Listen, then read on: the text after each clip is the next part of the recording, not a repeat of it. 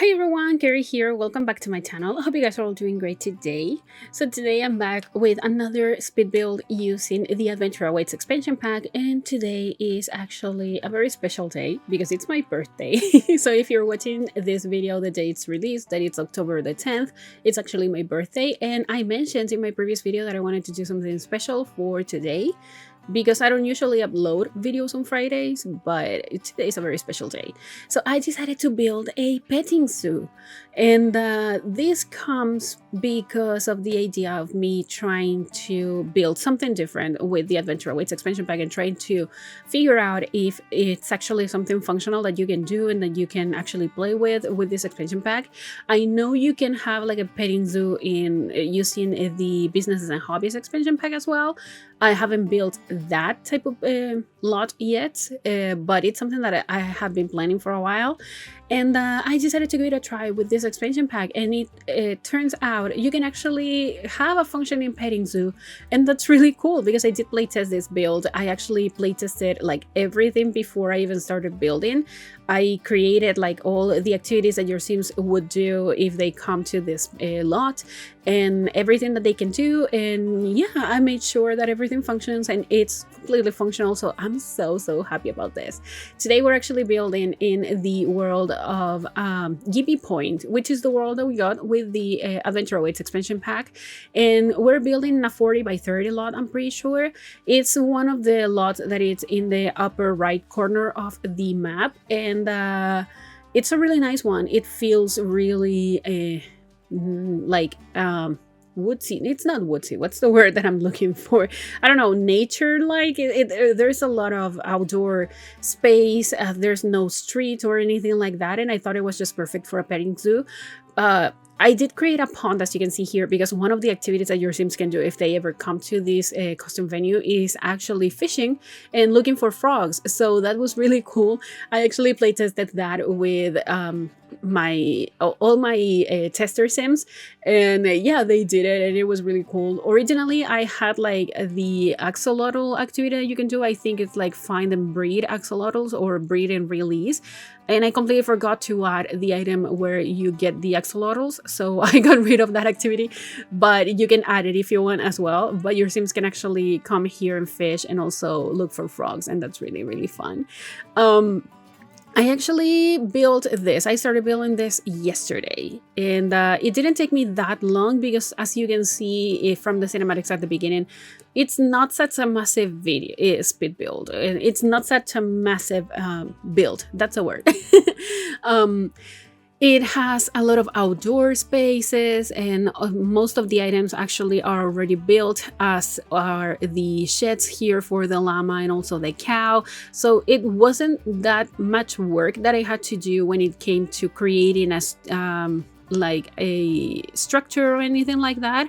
I did have to work out with the layout of everything. It took me a while to figure out how I wanted to lay everything out, but I'm really proud of what I did. I really like the end result, and everything that you see your Sims do in here, they look like they have a lot of fun.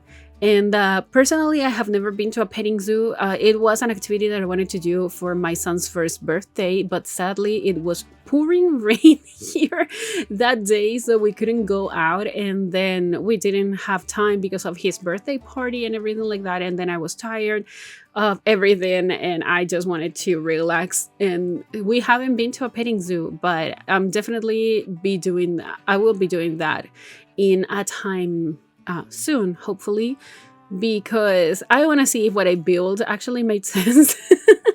Because as I said, I have never been to a petting zoo, but I just find them so amazing, so fun. I think it's such a nice idea to just be more in touch with nature and with the animals, and for kids I think it's an amazing activity that they can do.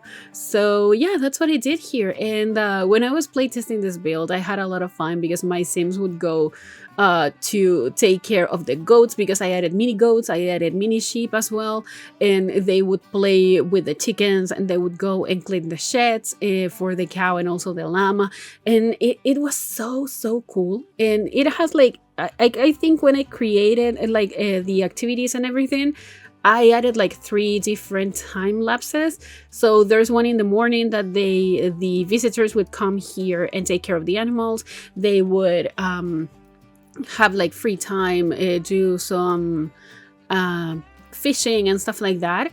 Then there's a time for them to come here and eat, because I added these 2 grills. I realized that when you have grills in this type of lots, your Sims will come here and start grilling like crazy. So I decided to add only 2 grills and 3 tables here for them to come here and eat. And even though I had only 2 grills, my Sims would come here and grill like crazy. So there was a lot of food that would just spoil. And because you cannot grab it and throw it into the trash can or anything like that, I had to add it to my inventory, to my Sims inventory, and then get rid of it. And yeah, it's something that will happen, but I did create like one of the roles that you have here is actually like a cleaning person. I don't know what's the name that I created for that. But that person doesn't take care of the dirty plates or anything like that. I don't know why. I think if their main activity is actually cleaning, they should be taking care of the dirty dishes and all the spoiled food and stuff, but they don't. So if you play with this build, I think it's something that happens with like any build that you add grills or outdoor cooking or like free cooking spaces for the Sims to come here and cook every time that they want. I think it's something that has to do with the UI and stuff, like with everything that they created for this pack. So yeah, maybe you will have to take care of the dirty dishes every time that you come to this lot. Unless you don't care and you just let them there spoiled. But yeah, if you decide to do that, maybe you will have to take care of the plates, but I don't think that's so terrible. I mean, it's not that hard to do. Now I'm creating this barn situation. Here's where the chickens are gonna be. So you see that I added some chickens here, like the signs. I wanted to have something more distinguishing, something that felt like this was like a big chicken coop. I didn't find anything. I didn't know how to do it, and I decided to add this hay thingies here, and I'm gonna be deleting one, I'm pretty sure. And oh no, I already added it. There's one, like these hay bells are from the debug menu of Adventure Awaits, but the one in the middle is actually a sitting area, like a seat from cottage living. So your Sims can actually sit over there. If they ever feel tired, they can go and sit over there, and it looks really cute. Like they're sitting in a hay bale and stuff like that. And this is the restroom. I decided to add this one because I didn't want to create another structure. So as I said, most of the builds here, like these structures, are already built. So the only thing that I created myself was actually the barn. And when we get to the interior, you will see that I didn't add that much to the interior because it's a chicken coop. Like there's not that much that you can do. I didn't want to have like a horse area or anything like that because you cannot have horses unless you bring them with you. And I'm pretty sure you cannot bring horses to a venue, like a custom venue. I don't know. I haven't tried that, but I'm pretty sure you can't. So I didn't want to have like a stable or anything like that. I wanted to have something that your Sims can actually interact with. And the chickens are like, yeah, they can interact with them. And now we're working on the mini goat area. I'm pretty sure. I think this is the mini goat one. The mini sheep is actually the exact same one. You will see that I'm gonna be duplicating everything, but this was me trying to figure out how to do this. I was creating like this shed for them to lay down if they want, but for some reason every time that you create structures like this for the mini sheep and the mini goat, they don't sleep inside. They sleep on the floor wherever they can. And I think that doesn't make sense. I don't know why it happens like that, but they won't be using this area. So I just decided to keep it in here for like realism purposes. And also they cannot drink water from this thing, but I mean, if you have animals, they need water. So you see that I'm adding this goat over there to figure out if the height of this item is actually correct, and it is, so that's great. But the goats are not going to be using that. So I added that prairie grass over there. I think they can eat from the prairie grass. I could be so wrong about it because I haven't played with the mini sheep and the mini goats in a while, so I don't remember if they actually eat that, but there's prairie grass over there if they want to eat it. And yeah, you see that there's one random item on top of the fence over here that I'm gonna be getting rid of, and that's because I realized that the fences, like when you have fences like this one, your Sims can actually put things on top of them, and that's like recipe for disaster when it comes to having plates or random stuff. So I decided to like use a tool mod to size down all like those debug items, so your Sims wouldn't be able to place anything on top of the fences. I don't know why the Sims team thinks it's a nice idea to have more slot points to this type of items. I don't know why you would add anything on top of the fence, but yeah, your Sims can actually do that, so I took care of that. Here I'm creating the area for the mini sheep, so you will see it's pretty much the same. I'm copying and pasting everything, and it feels a little bit bigger than the mini goats area, but it's technically not, because this is a square and the other one is a rectangle. I think they're exactly the same size, but yeah, they ended up looking really similar. I think it just, well, it works really well when it comes to like a petting zoo or like a build like this, in which sometimes you don't have like one main building that will set the tone for everything else, and you just have to create like different structures, but you still want them to blend in and to work well together. And I think that's something that happens with these two animals in particular. I think when you think of the mini goats and the mini sheep, you think of two very similar habitats for them, and that's what I was trying to do. So I'm adding some debug grass over here just to add more texture to it. And this balls that I added, the bigger one is like the horse ball that your horses can actually play with. So the mini goats and the mini sheep are not going to be playing with any toys, but I thought it was just realistic to have more like toys and stuff, because the Sims are going to be getting inside of the habitat and play and take care of the mini goats and the mini sheep. So having some toys laying around, it's like you can actually play with the animals. So yeah, that's what I was thinking, but of course they cannot use it, but it ends up working so well. My Sims would actually come, most of them, the ones that came to this venue, will go to the mini goats and the mini sheep. I think they are definitely the most popular items in the petting zoo, like animals, I'm sorry, in the petting zoo. So yeah, that was really cool. And I think it actually makes sense. I mean, if we had pigs, I think it would be great as well. I remember when we first got cottage living, I was so excited, but I always said I wanted to have pigs in the game as well.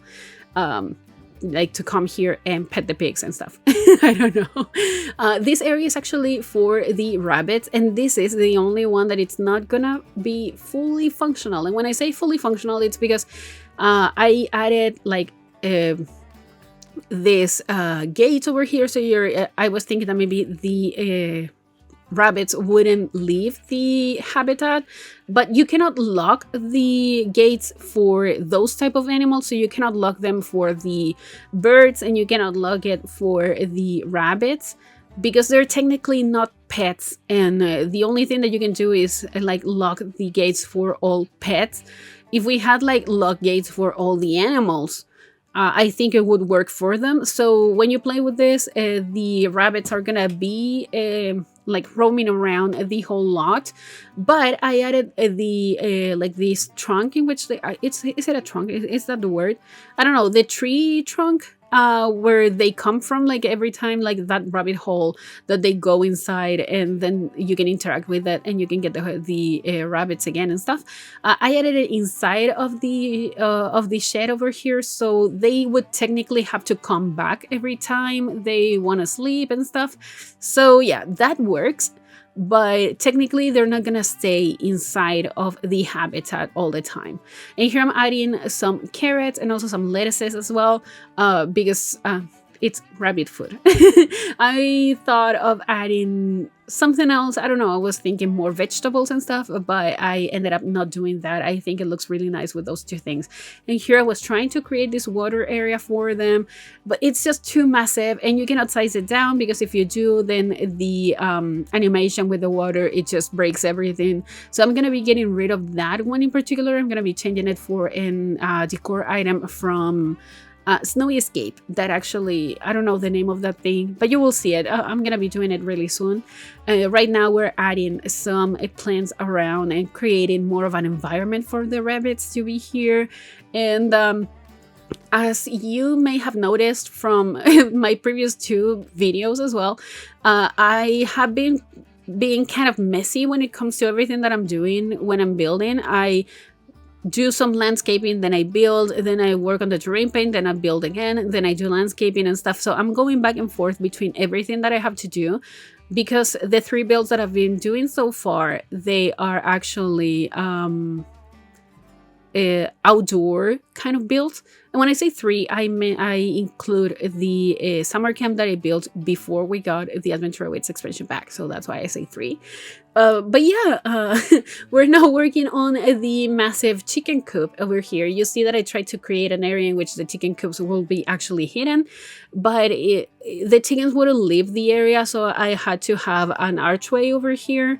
And something that you do have to take care of, and you have to make sure it happens, is that you have to lock all the doors and the gates in this build, because otherwise the chickens will leave the barn over here, and yeah, you're not gonna be getting them back anytime soon. Here I was trying to create a space for the chickens to lay their eggs. I know that they have that ability in the chicken coop, but I just wanted to have another one. It ends up not working because I couldn't create any type of nest or anything for them. So there's gonna be like this platform over here.